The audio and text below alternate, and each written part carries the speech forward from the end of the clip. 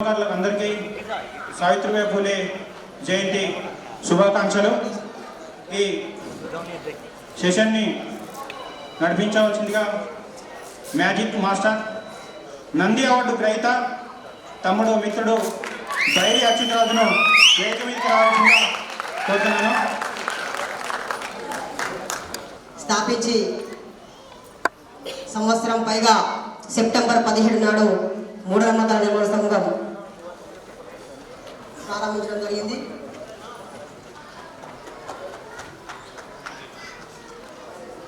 పెట్టినప్పటి నుంచి అంతకుముందు ఎంతో పనిచేసినప్పటికీ సంఘం నిర్మాణం కోసం చాలా ప్రయత్నాలు చేశాం. ఒక్కొక్కరిని కూడగడుతూ వాళ్ళందరినీ ఫోన్ నెంబర్లు తీసుకుంటూ సమీకరిస్తూ ఈరోజు దాదాపు 1000 మంది ఇక్కడ దాకా రావడం జరిగింది. మొన్ననే సెప్టెంబర్ 10, 2024 సంవత్సరంలో మూఢనమ్మకాల నిర్మూలన సంఘం జాతీయ మహాసభల్ని విశాఖపట్నంలో దాదాపు 80 జిల్లాల నుంచి అందరిని పిలుచుకొని కర్ణాటక, మహారాష్ట్ర, తెలంగాణ, ఆంధ్రప్రదేశ్, అలాగే మన ఒరిస్సా నుంచి మిత్రుల్ని, మన సంఘ నాయకులు పిలుచుకొని అందరితో జాతీయ మహాసభల్ని నిర్వహించడం జరిగింది. అతి కొద్ది కాలంలోనే రీసెంట్గా సెప్టెంబర్ 15 నాడు జరిపాం కాబట్టి మళ్ళీ భారీ ఎత్తున చాలామంది సమీకరించాలంటే టైం పడుతుంది కాబట్టి కొంత ఈ సమీకరణకి ఆలోచించాల్సి వచ్చింది. బైరి నరేష్ అన్న, మనం మొన్ననే సెప్టెంబర్ 17 మన జాతీయ సెప్టెంబర్ 14, 15, 16 మన జాతీయ మహాసభల్ని విశాఖపట్నంలో జరుపుకున్న 3 రోజుల పాటు నల్ల చొక్కాలు వేసుకొని 1000 మంది అక్కడే ఉంటూ, అక్కడే తింటూ, అక్కడే ఉపన్యాసాలు వింటూ చాలా ఘనంగా మనం నిర్వహించడం జరిగింది అని అన్న చెబుతూనే మరి ఇంత కొద్ది సమయంలో మళ్ళా సమీకరించడం సాధ్యమని చెప్పి ఆలోచించారు. ఏది ఏమైనప్పటికీ మనమంటూ ఆల్రెడీ గవర్నమెంటే నిర్ణయించింది కాబట్టి సావిత్రిబాయి పూలే, జ్యోతిరావు పూలే భావజాలాన్ని మనం ప్రచారం చేస్తున్నాం కాబట్టి మనం కూడా మూఢనమ్మకాల నిర్మూలన సంఘం మాత్రమే నిర్వహించాలని చెప్పి బైరి నిరసన గట్టిగా మనకి చెప్పడం జరిగింది కాబట్టి నిర్ణయం తీసుకున్నారు కాబట్టి మనం ఈ కార్యక్రమాన్ని ఏర్పాటు చేసుకుంటున్నాం మిత్రులారా. సో ఈ కార్యక్రమానికి అందరికీ సామాన్యంగా అందరూ చెప్తూనే ఉంటారు మేము చాలా కష్టపడ్డామని చెప్పేసి. అదేవిధంగా మేము కూడా ఎంతో కొంత మా వంతు ప్రయత్నంగా సమీకరించడానికి ప్రయత్నం అయితే చేశాము. మీకు తెలిసే ఉంటుంది, గత 2 సంవత్సరాలకి నరేసనకి జరిగిన ఈ రాష్ట్రంలో దాదాపు మన చుట్టుపక్కల ఉన్న రాష్ట్రాల్లో కూడా ఎంత గందరగోళంగా చేశారో ఒక ఇంటర్వ్యూ తీసుకొని చాలా ఇబ్బంది పెట్టడం విషయం మీ అందరూ కూడా తెలుసు. అయినప్పటికీ ధైర్యంగా ఒక ఉస్మానియా యూనివర్సిటీ PhD స్కాలర్గా, ఒక సైకాలజిస్ట్గా, తను ప్రజల్లో వెళ్తున్న ఒక నాయకుడిగా ఈ సమాజాన్ని మార్చాలి, ఈ సమాజంలో ఉన్న మూఢనమ్మకాలని, అజ్ఞానాన్ని తొలగించాలనే ఉద్దేశంతో అన్న ముందుకు అడుగులు వేస్తున్నాడు కాబట్టి అదే ప్రయత్నంలో మళ్ళీ ఏదో ఒక రకంగా మనం కార్యక్రమాలు నిర్వహించాలని మనం ముందుకు రావడం జరుగుతూ ఉంది మిత్రులారా. ఒకదాని తర్వాత ఒక్కొక్కటి కొద్ది మందితోనైనా అవసరమైతే ఎక్కువ మందితోనైనా నిర్వహించాలని చెప్పి నిర్ణయాలు తీసుకోవడం జరుగుతుంది. ఇక్కడ ఉన్న నాయకులు, జిల్లా నాయకులు, రాష్ట్ర నాయకులు, ఆంధ్రప్రదేశ్ రాష్ట్ర నాయకులు, తెలంగాణ రాష్ట్ర నాయకులు, జిల్లా నాయకులు అందరూ కూడా వారి నిర్ణయంతో ఈ కార్యక్రమాన్ని ఏర్పాటు చేయడం జరిగింది. కాబట్టి ఈ కార్యక్రమానికి సుదూర ప్రాంతాల నుంచి, అటు మహారాష్ట్ర నుంచి, ఇటు కర్ణాటక నుంచి, అలాగే ఒరిస్సా నుంచి, మన తెలంగాణ, ఆంధ్రప్రదేశ్ నుంచి వచ్చిన మిత్రులందరికీ పేరు పేరున ఉద్యమం తెలియజేస్తూ ఈ కార్యక్రమం మనం స్టార్ట్ చేద్దాం. ఇప్పుడు ఈ మూఢనమ్మకాల నిర్మూలన సంఘం స్థాపించిన తర్వాత అనేక కార్యక్రమాలు చేసామనే విషయం మనం ఏవైతే కార్యక్రమాలు చేసామో అవన్నీ కూడా ఇక్కడ ప్రజెంటేషన్ చేస్తాము. ఎవరెవరు ఏ కార్యక్రమాలు పాల్గొన్నారనే విషయం మనకు కనబడుతూ ఉంటుంది. చాలా కార్యక్రమాలు ఒక దగ్గర మంత్రాల పేరుతో, తంత్రాల పేరుతో, బాబాల పేరుతో మోసం చేస్తూ ఉంటే మనమంటూ ఏదో ఒక ప్రయత్నంలో ఈ రాష్ట్రంలో చిన్న మనం అక్కడ దాకా వెళ్ళి మన నాయకుడు అక్కడ దాకా వెళ్ళి ఫ్యాక్ట్ ఫైండింగ్ చేయించి అది నిజంజాలు చేయించి మనం సమాజంలో ఉన్న ఈ విధంగా అజ్ఞానం ఉందని చెప్పి బయట పెట్టే ప్రయత్నం చేస్తూ ఉన్నాం. సో కాబట్టి అందరూ మన నాయకులంతా చాలా సహకరిస్తున్నారు. ఒక పిలుపుతోనే వందలాది మంది అన్న మీరు పిలుస్తున్నారు కాబట్టి తప్పకుండా హైదరాబాద్ గడ్డ మీద నిర్వహిస్తున్నారు కాబట్టి మేము వస్తామని చెప్పి రావడం జరిగింది. ఏప్రిల్ 14 నాడు కూడా ఒక పిలుపుతో దాదాపు 1800 మందితో మనం పెద్ద విగ్రహం దగ్గర అంబేద్కర్ గారి నెక్లెస్ రోడ్ దగ్గర మనం పెద్ద కార్యక్రమాన్ని ఏర్పాటు చేయడం జరిగింది. సో ఇలా మనం కార్యక్రమాన్ని నిర్వహిస్తూ ఉన్నాం. సో ప్రతి ఒక్కరు కూడా ధన్యవాదాలు తెలియజేస్తూ ఈ గడ్డ మీద ముఖ్యంగా నిర్వహించడానికి కారణం ఇదే ఉస్మానియా యూనివర్సిటీ నుంచి బైరి నరేష్ అన్న PhD తీసుకోవడం జరిగింది. మేము ఎప్పుడూ అనుకున్నా ఒక కార్యక్రమాన్ని చాలామంది చేస్తూ ఉన్నారు PhD తీసుకునే సందర్భంగా. మరి ఈ గడ్డ నుంచి అన్న ఎప్పుడైతే అయ్యప్ప ఇన్స్టిట్యూట్ సంబంధించిన విషయాన్ని మాట్లాడినప్పుడు చాలామంది PhDs కలవాలని చెప్పి ఉస్మానియాని హైలైట్ చేస్తూ కొంతమంది ఉస్మానియాని అవమానిస్తున్నారని చెప్పి చాలామంది కూడా మాట్లాడడం జరిగింది.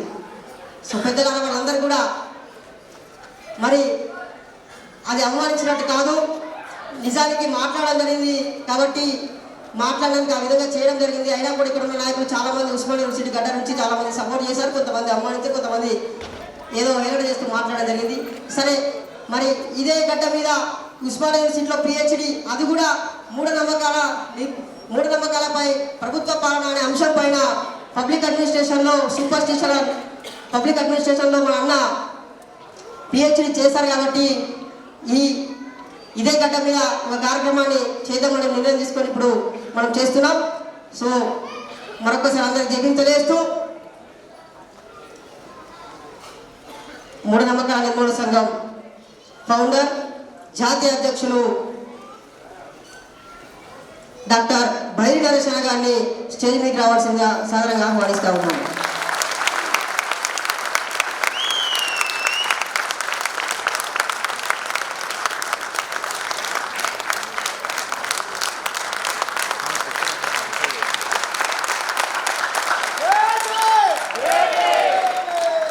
అలాగే సినీ పరిశ్రమలో ఎన్నో సినిమాలకు ప్రాణం పోసిన ప్రముఖ సినీ నిర్మాత తమ్మారెడ్డి భరద్వాజ సార్ గారిని సాదరంగా వేదిక మీద ఆహ్వానిస్తా ఉన్నాం.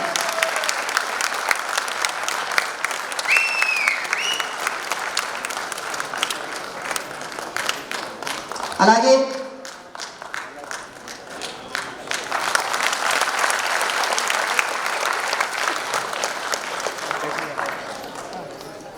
వాగ్గేయకారుడు, ప్రకృతి కవి, ప్రకృతి ప్రేమికులు ఎన్నో పాటల్ని ఈ సమాజానికి ఆలోచింపజేసే వాక్యాలు అందించిన పెద్దలు ప్రముఖ కవి జయరాజన్న గారిని సాదరంగా ఆహ్వానిస్తాను.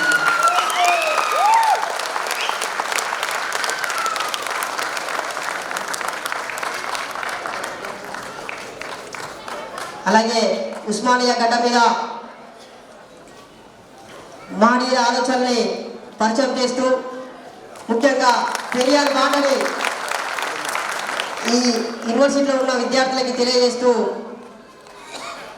Big secret of our energy అని చెప్పేసి పాటలు పాడి ఈ సమాజంలో ఉన్న అజ్ఞానంపై తన గొంతును వినిపిస్తున్న అన్న ఎన్నో సంఘాలు ఏర్పాటు చేసి నాయకులు నడిపిస్తున్న పెద్దన్న నలిగంటి శరతన్న గారిని సాధారణంగా వేదిక మీద ఆహ్వానిస్తా ఉన్నాం.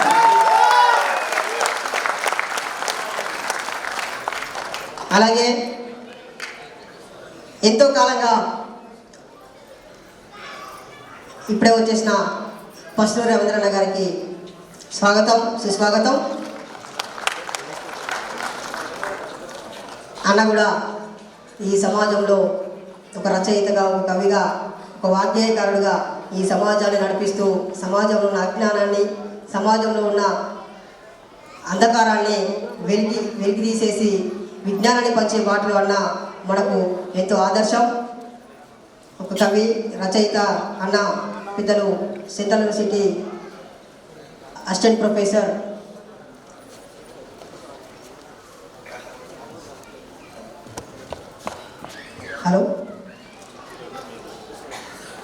ప్రొఫెసర్ పసునూరి రవీంద్రన్న గారిని సాదరంగా మీకు ఆహ్వానిస్తాను. డాక్టర్ పసునూరి రవీంద్రన్న, మేము హెల్త్ కార్డు మేము కొట్టించడం జరిగింది. దాంట్లో డాక్టర్ అనే పదం మిస్ అయిందన్న, మమ్మల్ని క్షమించాల్సిందిగా కోరుతాను. అలాగే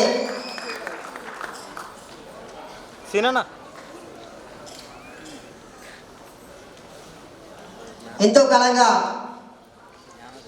క్రైస్తవంలో పుట్టి క్రైస్తవంలో పెరిగి క్రైస్తవాన్ని ప్రచారం చేసి ఒక పాస్టర్గా ఎన్నో వందల వేల మందికి ఆ క్రైస్తవాన్ని పరిచయం చేసిన వ్యక్తి ఒక మహనీయుడు డాక్టర్ బాబాసాహెబ్ అంబేద్కర్ గారి గురించి తెలుసుకొని తాను ఈరోజు మనకి నేను ఇంతకాలం ఆ పాస్టర్ రూపంలో ఆ అజ్ఞానాన్ని బోధించాను, ఇప్పుడు నిజమైన అంబేద్కర్ వాదాన్ని ఎత్తుకొని విజ్ఞానాన్ని బోధించడానికి నేను ముందుకు వస్తున్నా అని చెప్పేసి ఇప్పుడు అంబేద్కర్ వాదంతో మన ముందుకు చేసిన పాస్టర్గా కాకుండా ఈ పాస్టర్ మొత్తం ఏదైతే ప్రచారం చేసినా దాన్ని పూర్తిగా వదిలేసి ఆ పాస్టరు పాత్రని వదిలేసి ఈరోజు ఒక అంబేద్కరిస్టుగా, ఒక పూలేయిస్టుగా, ఒక బహుజనవాదిగా సమాజంలోకి వచ్చేసిన అన్న విజయ్ కుమార్ అన్న గారిని సాధారణంగా వేదిక మీద ఆహ్వానిస్తూ ఉన్నాం.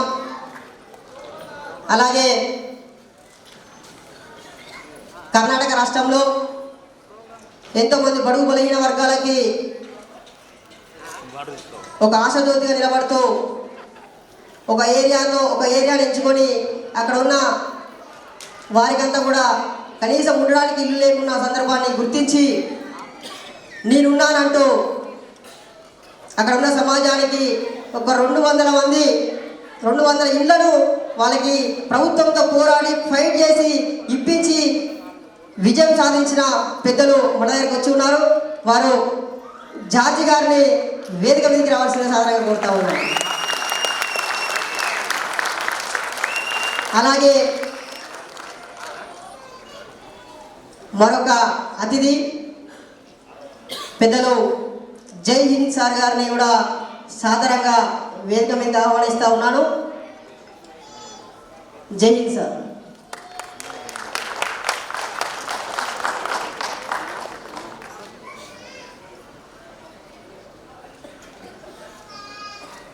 అలాగే మూఢనమ్మకాల నిర్మూలన సంఘం నుంచి ఆంధ్రప్రదేశ్ రాష్ట్ర అధ్యక్షులు పల్లం తాతయ్య గారిని కూడా సాధారణంగా వేదిక మీద ఆహ్వానిస్తూ ఉన్నాను. ఆంధ్రప్రదేశ్ రాష్ట్ర అధ్యక్షులు. అలాగే మూఢనమ్మకాల నిర్మూలన సంఘం జాతీయ సమన్వయకర్త మేడం సుజాత టీచర్ గారిని సాధారణంగా వేదిక మీద ఆహ్వానిస్తూ ఉన్నాం. ఆంధ్రప్రదేశ్ రాష్ట్ర కార్యదర్శి దమ్ము పద్మక్క గారిని సాధారణంగా వేదిక మీద ఆహ్వానిస్తూ ఉన్నాం. అలాగే మరొక ముఖ్య అతిథి కర్ణాటక రాష్ట్ర అధ్యక్షురాలు అక్క నాగలక్ష్మక్కని సాధారణంగా వేదిక మీదకి ఆహ్వానిస్తూ ఉన్నాము.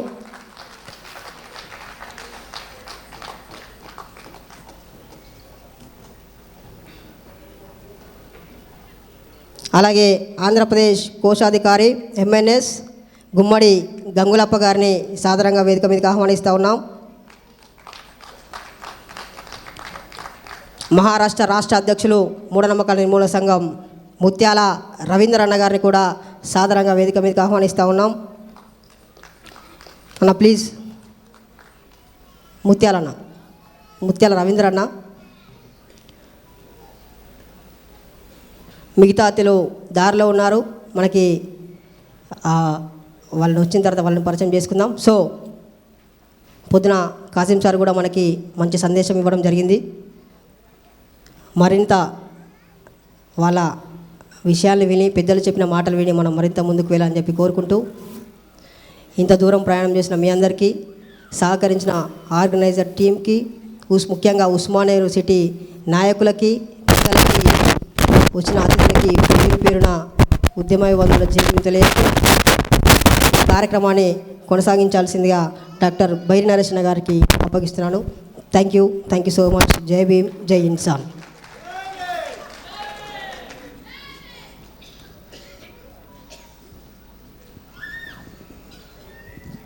ఉస్మానియా యూనివర్సిటీ మన ఉద్యమ ప్రతినిధి విద్యార్థి విభాగం అధ్యక్షులు గుండ్లపల్లి నాగరాజు గారిని మీ అందరి చప్పట్ల మధ్య వేదిక మీదకి ఆహ్వానిస్తున్నాను. అలాగే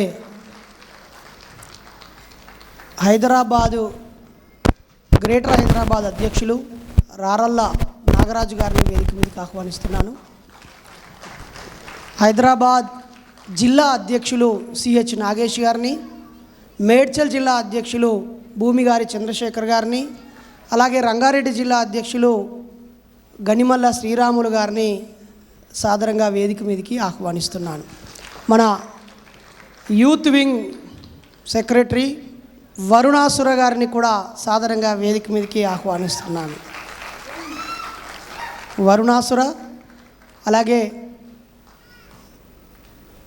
గోమాస సందీప్ ఎక్కడున్న youth secretary please. Dear friends, వేదిక మీదకి అందరినీ ఆహ్వానించిన తమ్ముడు అచ్యుత్ రాజుకి కృతజ్ఞతలు. తాను వేదిక మీదకి రావాల్సిందిగా కోరుతున్నాను. Thank you so much friends. ఇప్పుడు మన సెషన్ లంచ్ బిఫోర్ ముఖ్య అతిథుల సంక్షిప్త సందేశాలని మనం విందాం. మన సంఘ బాధ్యులు లంచ్ తర్వాత సెషన్లో ప్రసంగిస్తారు. లంచ్ తర్వాత సెషన్లో మరికొంతమంది అతిథులు రానున్నారు. ఒక్కసారి జై ఇన్సాన్, దేవుడు దయ్యము, చేతులు పైకి లేపలేదు. దేవుడు దయ్యము, స్వర్గాలు నరకాలు, స్వర్గాలు నరకాలు, దేవుడు దయ్యము, మంత్రాలు తంత్రాలు నమ్మొద్దు, మూఢనమ్మకాలని. ఎంఎన్ఎస్ జిందాబాద్ జిందాబాద్. ముందుగా మనందరం తినే తిండిని కలుషితం చేస్తూ మనల్ని త్వరగా చంపడానికి ప్రయత్నిస్తూ అర్థం లేని వ్యవసాయం చేస్తూ కొంతమంది ఆరోగ్యాలు పాడు చేస్తున్నారు. ఒక మంచి ఆరోగ్యవంతమైన మనిషి జీవించే 100 సంవత్సరాలని 60-70కి కుదించేశారు. ఈ క్రమంలో మన సంఘ నాయకుడు, గతంలో అన్నమయ్య జిల్లా అధ్యక్షుడు, ఇప్పుడు రాష్ట్ర కోశాధికారిగా సేవలు అందిస్తూ తన పొలాన్ని ప్రకృతి పాఠశాలగా మార్చి నిన్ననే ఆంధ్రప్రదేశ్ రాష్ట్ర ఉత్తమ రైతుగా అవార్డు పొందిన నాస్తికుణ్ణి ఒక్కసారి చప్పట్లతో అభినందించుదాం.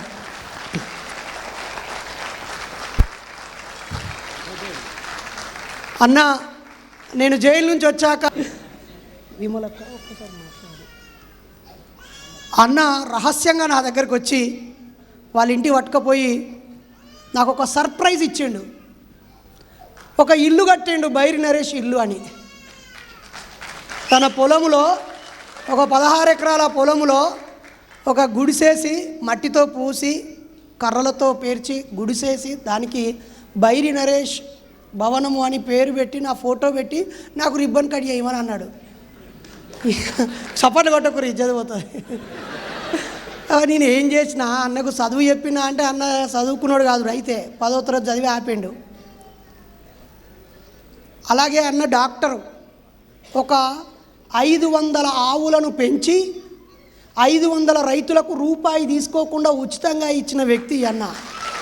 చాలామంది గోరక్షకులము, గోసేవకులము, గోరక్షకులం అని చెప్పి మనల్ని గోభక్షకులని చేసి, వాళ్ళు గో వ్యాపారం చేసి మనల్ని, వాళ్ళు గోమూత్రం తాగి మన తల్లిని తల్లి అనకుండా మనం గోవును తల్లి అనేటట్టు చేస్తూ ఉంటే నిజమైన గోరక్షకుడు ఈ అన్న. నిజమా కాదా? సో ఇప్పటికీ ప్రకృతి సేద్యం చేస్తున్నటువంటి రైతు. ఎన్నో అవార్డులు వచ్చాయి అన్నకి. అన్న, నువ్వు నాతో ఉంటే నాస్తిక రైతు అని నిన్ను అవార్డులు ఇయ్యరు, గౌరవించరు, బాధ పెడతారు అని అన్నప్పుడు నాకు అవార్డులు ఏం అక్కర్లేదు, నాస్తికత్వమే కావాలని చెప్పిండు అన్న. సో మన ఈ కార్యక్రమానికి రైతన్నతో 2 నిమిషాలు మాట్లాడించుకొని ముఖ్య అతిథుల్ని వరుసగా మనము వాళ్ళ సందేశాలని విందాము. విమలక్క గారు అలాగే ప్రొఫెసర్ ఆర్ లింబాద్రి సారు మరికొద్ది నిమిషాల్లో మనతో యాడ్ అవుతారు. వాళ్ళు ఒకవేళ మధ్యలో వచ్చినా ఎవరైనా రిసీవ్ చేసుకున్నాడో కూర్చోబెట్టండి. ఓకే, మనం స్టార్ట్ విత్ గంగులప్పన్న. జై భీమ్, జై ఇన్సాన్. మనము అభివృద్ధి వైపు ప్రయాణం చేస్తున్నామా, వినాశనం వైపు ప్రయాణం చేస్తున్నామా? మన పూర్వీకులు మనకేమిచ్చినారు? మనము భావి తరాల వారికి ఏమిస్తున్నాం? విషపు గాలి ఇస్తున్నాం, విషపు నీటిని ఇస్తున్నాం, విషపు మట్టిని ఇస్తున్నాం, విషపు నీళ్ళని ఇస్తున్నాం. మరి ఇన్ని విధాల ఈ ప్రకృతిని పూర్తిగా ధ్వంసం చేసి మన భావితరాలకు అందిస్తే మనము మన పిల్లల్ని మనమే నాశనం చేసుకొని, మన భవిష్యత్తుని మనమే నాశనం చేసుకొని ఈ భూమి మీద పూర్తిగా మనతోనే అంతమైపోయేటట్టు చేసుకుందామా? అందుకని మీరు ఆలోచించండి. గాలి, నీరు, భూమి విషమైపోయిన తర్వాత మనం బ్రతికుండి లాభమైనటువంటి పరిస్థితిలో ప్రతి ఒక్కరికి ఎయిడ్స్, క్యాన్సర్, మధుమేహం, రకరకాల జబ్బులు ఉన్నాయి. ఇవన్నీ ఎందుకు వచ్చినాయి? ఎట్లా వచ్చినాయి? మట్టి నాశనం అయిపోయింది. ముఖ్యంగా మట్టిలో ఉండేటువంటి పోషకాలు 18 రకాల పోషకాలు ఉన్నాయి. ఈ 18 రకాల పోషకాలు మట్టికి మనకు మొక్కకు అందివ్వలేదు. ఎందుకు అందివ్వలేదు? విష రసాయనాలు వాడిన దానివల్ల భూమిలో సూక్ష్మజీవులు నశించిపోయినాయి.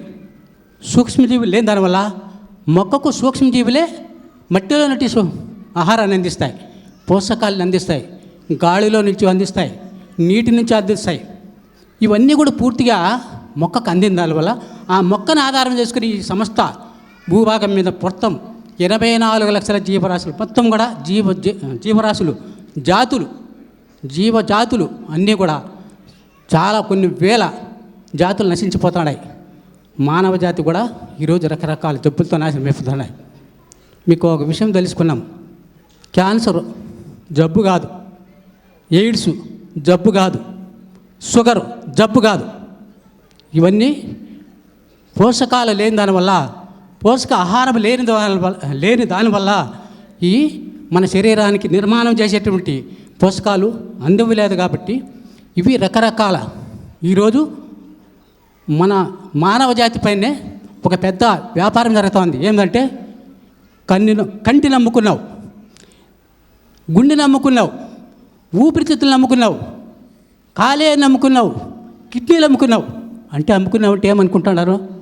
ఇవన్నీ కూడా పెట్టుబడిదారులకి ఒక పెట్టుబడిగా తయారైపోయినాయి. ఈరోజు మనం ఈ దేశంలో పుట్టి ఈ గాలి, ఈ నీళ్లు, ఈ ఆహారం మనం తిని ఈరోజు విదేశీయులకు మన అవయవాలన్నీ కూడా అమ్మేసినాం. ఆల్రెడీగా మనకి ఏదైనా జబ్బు వచ్చిందంటే హాస్పిటల్కి పోతాం. నేను ఒక విషయం చెప్తాను. ప్రకృతిని నమ్ముకున్న, ప్రకృతే నా జీవితం, ప్రకృతినే నేను నమ్ముకోనడా. ఈ ప్రకృతి ఆహారంతో ఏ జబ్బు అన్నీ ప్రకృతికి మనం దగ్గర అయ్యే కొద్దీ వ్యాధులు దూరం అవుతాయి. ప్రకృతికి దూరం అయ్యే కొద్దీ వ్యాధులు దగ్గర అవుతాయి అనేది గుర్తుపెట్టుకోండి. ప్రకృతికి మనం దూరం అయ్యే కొద్దీ వ్యాధులు దగ్గర అవుతాయి. ప్రకృతికి దూరం అయ్యే కొద్దీ వ్యాధులు దగ్గర అవుతాయి. ప్రకృతికి దగ్గర అయ్యే కొద్దీ వ్యాధులు కూడా దూరం అయిపోతాయి. ఇటువంటి పరిస్థితుల్లో మనం ఉన్నాం. అందరూ కూడా అర్థం చేసుకోవాలి.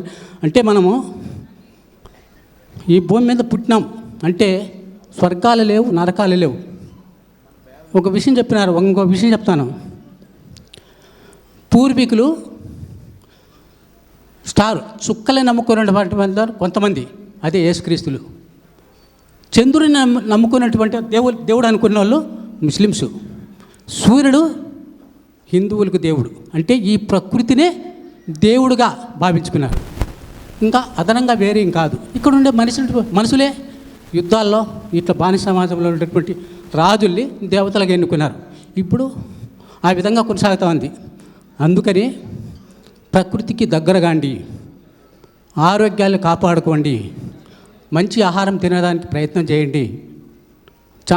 చాలా వరకు చాలామంది దూరం అయిపోతూ అంటే చనిపోతూ ఉంటే బాధ అవుతుంది. మేము చూస్తున్నాం. ఇవన్నీ తెలియకనే అయిపోతుంది. ప్రకృతికి దగ్గరగా అండి, ప్రకృతిని ప్రేమించండి. అట్లే మూఢనమ్మకాలు ముడిపడి ఉన్నాయి దీనికి. ఈ ప్రకృతి పట్ల బావాలంటే ఈ గుళ్ళు ఉదాహరణ, మనిషికి ఉండేటువంటి ప్రేమ, ఆప్యాయత, అభిమానం, మనిషికి ఉండేటువంటి ఆప్యాయత, ప్రేమ, అభిమానము ప్రకృతి పట్ల కాకుండా ఎప్పుడైతే గుళ్ళు, గోపురాలు, చర్చిలు, మసీదుల వైపు పోయినారో అప్పుడే ఈ ప్రకృతిని నాశనం మొదలైంది అనేది నా విషయం. జై భీమ్, జై ఇన్సాన్. నేను ఇంతటితో ఈ అవకాశం ఇచ్చినటువంటి అందరికీ ధన్యవాదాలు అర్పిస్తున్నా. ఇక ఒక్కసారి నించొని రైతన్నకి మనం సెల్యూట్ చేద్దాం. ఓకేనా? జై రైతన్న, జై రైతన్న, జై రైతన్న. రైతన్నే ప్రకృతి రక్షకుడు,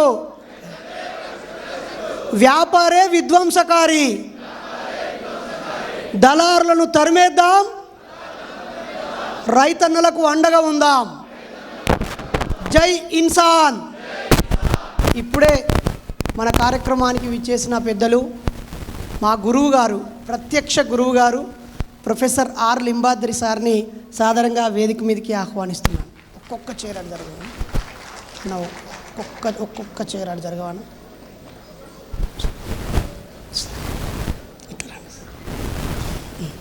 ప్లీజ్ ఒక మాట చెప్పాలి సార్కి.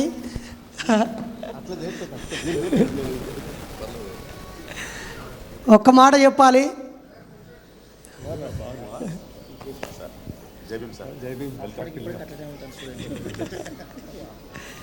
ఇప్పుడు పెద్దలు జయరాజన్న గారు తన మాట, సందేశం మనకి ఇవ్వాలి. నేను ఎక్కడో కొత్తగూడెం 2009లో మా అత్తగారింటికి ఈ అమ్మాయిని చూడడానికి పోయినప్పుడు అన్న నన్ను చూసిండు. నేను ఆ అమ్మాయిని చూసినా, అరే నువ్వు ఫేస్బుక్లో ఉంటావు కదా తమ్మి, ఎస్ఎస్ఎఫ్ నరేష్ కదా అని చెప్పి అక్కడ బస్టాండ్లో అన్న బుక్కులు ఉంటాయి, 2 బుక్కులు ఇచ్చి, ఆ తర్వాత ఒక నెల తర్వాత ఇక్కడ ఒక పెద్ద సమావేశం జరిగింది. ఈ పిల్లలు బాగా మూఢనమ్మకాల మీద ప్రోగ్రాం చేస్తారని చెప్పి మన పేరు వాళ్ళకి ఇచ్చి, వాళ్ళతో మనకు రిఫరెన్స్ చేయించి హైదరాబాద్కు మనల్ని పట్టుకొచ్చాడు. అలా హైటెక్ సిటీలో ఒక 5,000 మంది ముందు నాస్తికత్వాన్ని ప్రసంగించే అవకాశం ఇచ్చారు. ఆ తర్వాత run for caste free India కమిటీకి మన సంఘాన్ని పరిచయం చేసి, ఆ తర్వాత బొగ్గుబాయి ప్రాంతానికి ఉద్యమ సమయంలో మనల్ని పరిచయం చేసి, ఎన్నోసార్లు పిలుచుకొని సలహాలు, సూచనలు ఇచ్చి, ఒక్కోసారి కోప్పడి ప్రేమ ఆప్యాయతను చూపించిన జయరాజన్నకి ధన్యవాదాలు తెలియజేస్తూ, వరంగల్లో మహాసభలు జరిగినప్పుడు అన్న అతిథిగా వచ్చాడు. అంతకుముందు బాల్నగర్లో చిన్న గురుకుల పాఠశాలకి పిలిస్తే వచ్చాడు. అనేక చోట్ల చాలా కార్యక్రమాలు జరిగినప్పుడు మనం పిలుచుకున్నాము. ఈ మధ్య కాలంలో ఎక్కువ రోజులుగా అన్నని పిలవలేకపోయాము. మరి ఇప్పుడు అన్న తన అనుభూతుల్ని, ఆలోచనల్ని, అనుబంధాలని నెమరవేసుకుంటూ ఈ నూతన తరం చార్వాక లోకాయుతుల ఉద్యమ వారసులకి స్ఫూర్తిని నింపాలని, మనవాదులపై మా వ్యక్తులు క్రమశిక్షణతో రాజ్యాంగబద్ధంగా ఎలా విజయం సాధించాలో మెలకువలు సూచించాలని కోరుతూ అన్నకి మైక్ అప్పగిస్తున్నాను.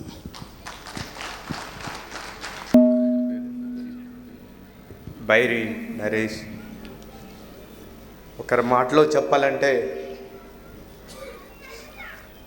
నేను చాలా ప్రేమతోటి పెంచుకున్న తమ్ముడు. 20 సంవత్సరాలుగా నేను ప్రతి అడుగులో నేను ఆనందపడుతూ ఉంటాను ఆ తమ్ముడిని చూసి.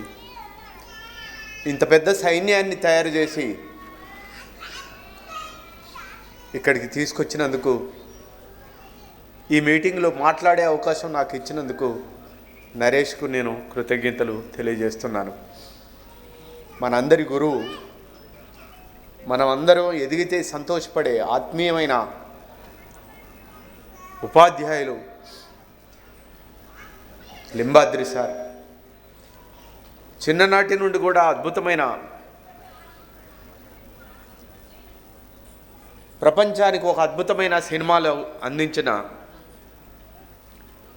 సార్ మన తమ్మారెడ్డి భరద్వాజ గారు.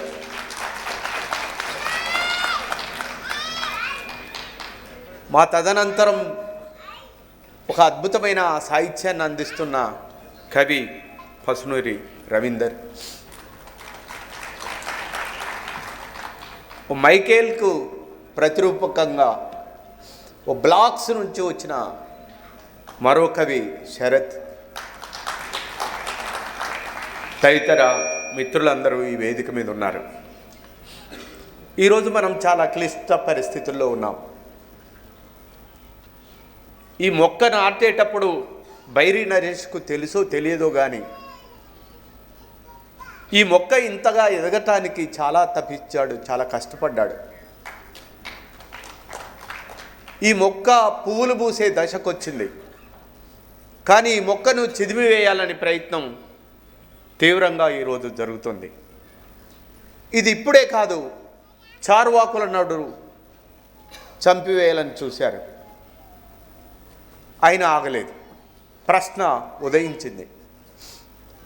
గౌతమ బుద్ధుడి మీద అనేక దాడులు జరిగాయి, చంపాలని ప్రయత్నం చేశారు, ఆయన చంపలేకపోయారు. ఆయన చేసిన ప్రధానమైన పని ఏంటంటే జ్ఞానాన్నే నమ్ముకున్నాడు. ప్రపంచ దేశాల్లోని విద్యార్థులకు మొత్తం కూడా ఆయన పాఠాలు చెప్పాడు. తద్వారా విజ్ఞానానికి ఒక అపురూపమైన ప్రపంచ సింబాలిక్గా గౌతమ బుద్ధుడు గుర్తుండిపోయాడు. తద్వారా ఇవాళ Singapore, Malaysia, Thailand, Germany, Japan, China ఎక్కడికి పోయినా కానీ ఈరోజు బౌద్ధం ఇంత విస్తృత స్థాయికి వచ్చి ఆ బౌద్ధ దేశాలు మొత్తం కూడా అభివృద్ధి చెందటానికి ప్రధానమైన కారణం భారతీయ సమాజంలో పుట్టిన గౌతమ బుద్ధుడే ప్రధానమైన వాడు.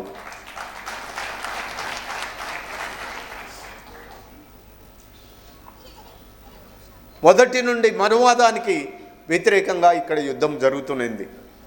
బౌద్ధానికి, బౌద్ధ వ్యతిరేకులకు జరిగిన యుద్ధమే భారతదేశ చరిత్ర, ఇంకో చరిత్ర లేదు. బౌద్ధాన్ని నాశనం చేయటానికి వచ్చిందే మనువాదం, విజ్ఞానాన్ని నాశనం చేయటానికి వచ్చిందే మనువాదం. విజ్ఞానాన్ని లేకుండా చేసి ఈ దేశాన్ని దేశంగా చూడకుండా చేసేదే మనువాదం. ఈ మనువాదానికి వ్యతిరేకంగా ఎవరు మాట్లాడినా కానీ వాళ్ళని నాశనం చేయటానికి ప్రయత్నం చేస్తున్నారు. బాబాసాహెబ్ అంబేద్కర్ అనేక కష్టాలు పడ్డాడు. మనకంటే ముందు చదువుకున్నారు వాళ్ళు, మనము మనకంటే ముందు చదివిన వాడు, వాళ్ళందరూ కూడా మనకంటే ఉన్నతమైన అక్షరాలు ముందు నేర్చుకున్నవాడు అక్షరాలకు రిప్రజెంటేటివ్గా ఉండవలసిన వాడు ఎలా ఉండాలి, అందరి క్షేమాన్ని కోరుకునేవాడు ఉండాలి. కానీ వాడేం చేశాడు, కులాన్ని తీసుకొచ్చి చెల్లా చెదురు చేసి పారేశాడు. మనకంటే ముందు చదివిన వాడు ఎలా ఉండాలి, విజ్ఞానాన్ని వెదజల్లేవాడుగా ఉండాలి, మతాన్ని ఆచరించేవాడుగా ఉండకూడదు. కానీ ఈ దేశంలో ఏమైంది, మతాన్ని తీసుకొచ్చి ప్రవేశపెట్టాడు. ఈ దేశాన్ని 100 పువ్వులతోటి వికసించాల్సిన దేశాన్ని మొత్తం కూడా చెల్లా చెదురు ఈరోజు చేస్తున్నాడు. బాబాసాహెబ్ అంబేద్కర్ ఎన్నో కష్టాలు పడి, ఎన్నో బాధలు పడి, ఎంతో అంటరానితనాన్ని ఎదుర్కొని బయటకు వచ్చి విశ్వమానవుడుగా అవతరించి ఈ దేశానికి అద్భుతమైన రాజ్యాంగాన్ని రాసే అవకాశం రాకముందు ఈ దేశంలో మనువాదం కొనసాగుతూ వచ్చింది. ఎంత దుర్మార్గం! కొన్ని వేల సంవత్సరాలు మన గుడిసెలు మొత్తం కూడా అంటరాని గుడిసెలుగానే ఈరోజు వరకు కూడా ఉన్నాయి. నాకు చాలా విచిత్రం అనిపిస్తూ ఉంటుంది. ఈ మనువాదాన్ని ఎదుర్కోవటంలో మనం చాలా వైఫల్యం చెందుతున్నాం. 2 దొంగలను జైల్లో వేస్తే ఆ 2 దొంగలు కలిసి, అరే దొంగతనం చేయటం పొరపాటైందిరా, మనం సమాజంలోకి వెళ్ళాలి, బతకాలంటే ఈ జైలు గోడల్లో ఎక్కడో ఒక్కడ వీకున్న కాడ దీన్ని బద్దలు కొట్టాలి, మనం బయటికి రావాలి అని 2 దొంగలు కూడా వాడు మనసు మార్చుకొని జైలు గోడలు బద్దలు కొట్టుకొని పనికి బయటకు వస్తాడు. కానీ ఈ దేశంలో మనువాదం దరిద్రం ఏంటంటే వాడు సృష్టించిన కులం వేల సంవత్సరాలైనా కానీ భారతదేశ ఊరవుతల్లే ఉంటున్నారు. కానీ వాళ్ళిద్దరూ కలిసి ఈ ఊళ్ళోకి వద్దాం, ఈ ఊరు వాడి అంతు చూద్దాం, ఈ కులాన్ని మతాన్ని పక్కన పెడదామనే ఆలోచనతోటి ఈ రోజు వరకు కూడా రాలేకపోతున్నారు. ఐక్యత లేకుండా ఉంటున్నారు. బాబాసాహెబ్ అంబేద్కర్ అందరిలాగానే చదువుకున్నాడు, అంటరాని కులంలో పుట్టాడు. కానీ ఏ రోజు కూడా కులాన్ని పాటించలేదు. పార్లమెంటులో అడిగారు, నువ్వు ఏ కులం అని అడిగితే చెప్పలేదు ఆయన. పోనీ నీ మతం ఏంది అని అంటే చెప్పలేదు. నువ్వు క్రిస్టియన్వా, ముస్లింవా, హిందూ అని అంటే ఆయన ఫస్ట్లీ అంటే లాస్ట్లీ ఐఎమ్ ఇండియన్ అని చెప్పాడు. కులం గోడలు బద్దలు కొట్టాలని చెప్పాడు, కుల నిర్మూలన వైపు నడవాలని చెప్పాడు. ఆయన తన జీవితం మొత్తం కూడా కుల నిర్మూలన కోసం పనిచేశాడు. అలాంటి ఈరోజు సావిత్రిబా జన్మదిన వేడుకలు ఘనంగా జరుగుతున్నాయి. ఈ సందర్భంగా నేను కొన్ని వందల సంవత్సరాలైన భారతదేశ చరిత్రలో ఈ మనువాదులు 10 సంవత్సరాలుగా ఈ దేశంలో పరిపాలిస్తున్నారు. ఓ బీజేపీ ఈ దేశంలో పరిపాలిస్తుంది. పూలేను ఏ రోజు కూడా టీచర్గా ప్రకటించలేదు. సావిత్రిబాను ఏ రోజు కూడా ఓ మహిళా టీచర్గా ప్రకటించలేదు. కానీ నిన్నగాక మొన్న సంవత్సరం క్రితం వచ్చిన ఓ కుర్రవాడు, ఓ పాలమూరు బిడ్డ సావిత్రిబా చరిత్రను తెలంగాణ ప్రజలు తెలుసుకోవాలని టీచర్స్ డే, మహిళా ఉమెన్స్ టీచర్స్ డేగా ఇవాళ సావిత్రిబా గురించి ప్రకటించాడు. మామూలు విషయం కాదు ఇది. ఇవాళ ప్రతి టీచర్ అమ్మ కూడా సావిత్రిబా గురించి నిన్న మాట్లాడుతుంటే నాకు చాలా ఆనందం వేసింది. గవర్నమెంటే అధికారికంగా తన జన్మదిన వేడుకల్ని ఉమెన్స్ టీచర్స్ డేగా ప్రకటించడం అనేది చరిత్రలో లిఖించబడ్డ రోజు అనే విషయాన్ని ఈ సందర్భంగా గుర్తు చేస్తున్నాను.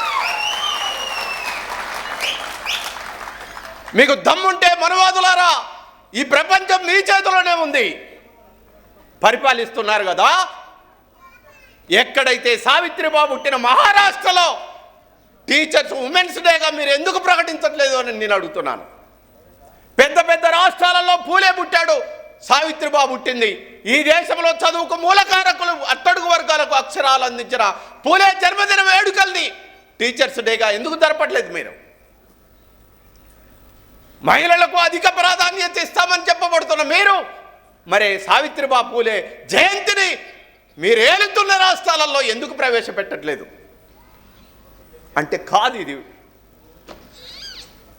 వాడు అంటాడు అంబేద్కర్ అంటే వాడికి పూనకం వస్తుంది. వాడు కులాన్ని కోరుకుంటున్నాడు, మనం కులరహిత సమాజం కోరుకుంటున్నాం. వాడు మతాన్ని కోరుకుంటున్నాడు, మనం మతరహిత సమాజాన్ని కోరుకుంటున్నాం. భారతదేశం నా మాతృభూమి, భారతీయులందరూ నా సహోదరులు అని ప్రతిజ్ఞ చేసి వచ్చిన వాళ్ళం మనం అందరం కూడా. అది వాడికి సహించట్లేదు. మీ సైన్యాన్ని చూస్తే, మీ బ్లాక్ డైమండ్స్ను చూస్తే ఈరోజు మనువాదులు కూర్చోబడుతుంది. తెల్ల ప్యాంటు, నల్ల కోటు వేసుకొని ప్రపంచంలో ఎవడు చదవనంత చదువు చదివి మహానుభావుడు. ఆయన నిలపటానికి ఆకాశం సరిపోదు, ఆయన నిలవటానికి భూమి సరిపోదు. విశ్వమానవుడుగా అవతరించిన బాబాసాహెబ్ అంబేద్కర్ పేరు చెప్తే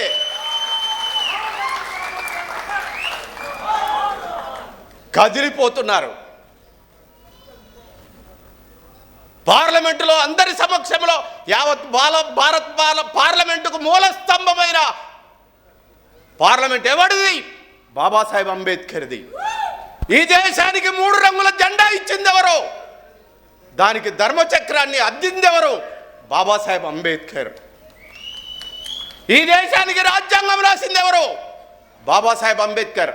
అసలు బాబాసాహెబ్ అంబేద్కర్ని పక్కన పెడితే ఈ దేశమే ఒక మనువాద దేశం, ఇక పనికి మాలిన దేశం ఇది.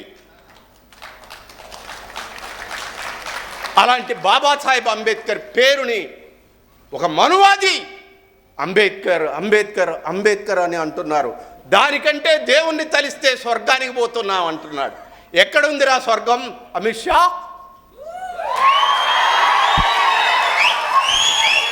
ఇన్ని సంవత్సరాలుగా మీరు మతాన్ని, కులాన్ని అడ్డం పెట్టుకొని బతుకుతున్నారా? ఏ రోజైనా నీ అయ్య కానీ, నీ తాత కానీ, నీ ముత్తాత కానీ ఎవడైనా స్వర్గం నుంచి వచ్చి చెప్పాడా స్వర్గంలో ఇలా ఉంటుంది అని?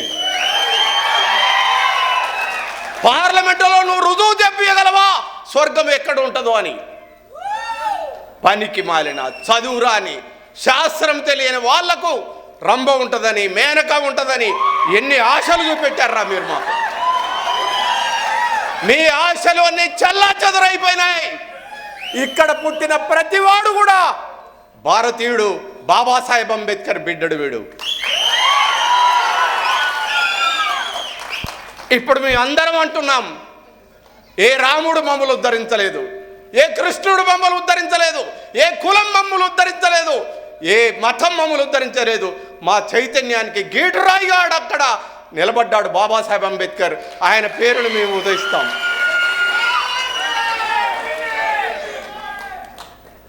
అందుకనే నేను చాలాసార్లు చెప్తా ఉంటాను, నువ్వెవరు అనంటే నా సిరలు మార్క్సిజం, హేతువాది మార్క్స్. ఆయన కులం లేదు, మతం లేదు. నా దమనులు అంబేద్కరిజం, ఆయనకు కులం లేదు, మతం లేదు, భౌతికవాది. నా హృదయం బౌద్ధారామం. బుద్ధుడు ప్రపంచానికి ఒక తాత్వికుడుగా, ఒక సామాజిక శాస్త్రవేత్తగా అవతరించారు. ఆయన కులం లేదు, ఆయనకు మతం లేదు. ప్రకృతి నా పవిత్రాశ్రమం. ఈ ప్రకృతిని నమ్మి జీవిస్తున్నాం.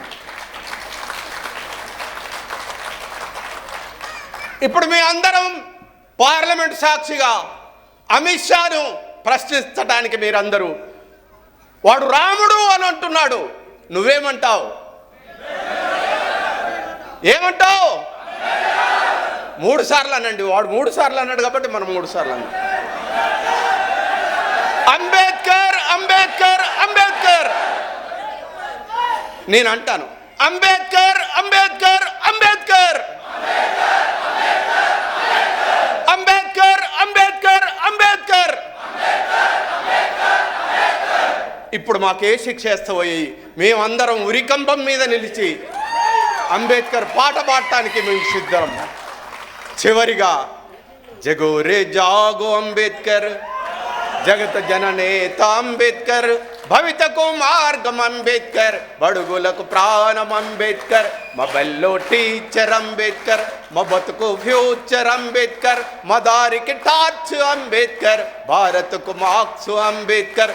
జగోరే జాగో అంబేద్కర్, జగత జననేత అంబేద్కర్, భవితకు మార్గం అంబేద్కర్, బడుగులకు ప్రాణం అంబేద్కర్. Thank you.